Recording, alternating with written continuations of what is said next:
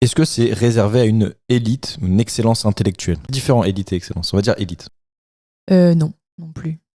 Avec du travail, je pense que tous ceux qui sont passionnés et qui aiment le métier et qui travaillent suffisamment peuvent réussir. C'est marrant parce que justement Laurent l'avait eu en podcast, donc un des formateurs qui intervient à l'INSPE de Rouen. Il disait justement pour lui la priorité c'est vraiment avoir la passion de l'EPS et en fait c'est ça qui va faire la différence ou non parce que du coup notre investissement derrière il est pas le même. Troisième affirmation, lire tous les bouquins est indispensable. Non plus. Non, pas du tout. Parce que ça compte pour moitié. Parce que nous, à l'interne, on n'a que 2 notes à l'oral. Une en oral 1 et une en oral 2, dont la moitié, c'est la pratique. Donc c'est presque, en fonction des coefficients, mais c'est presque un tiers de la partie orale. Est-ce que l'agrégation, c'est être payé plus pour travailler moins?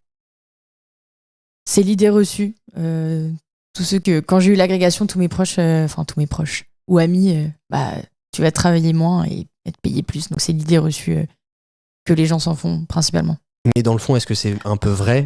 Je pense que c'est un peu vrai quand même, cette idée reçue, où à la fin, on a quand même moins d'heures et on a quand même un salaire qui est un peu au-dessus. Après, je pense que c'est très réducteur de réduire l'agrégation uniquement à ça, parce que derrière, c'est pour un peu se dire, ok, on va aller encore plus loin dans l'enseignement, on va chercher vraiment des contenus super précis, super adaptés.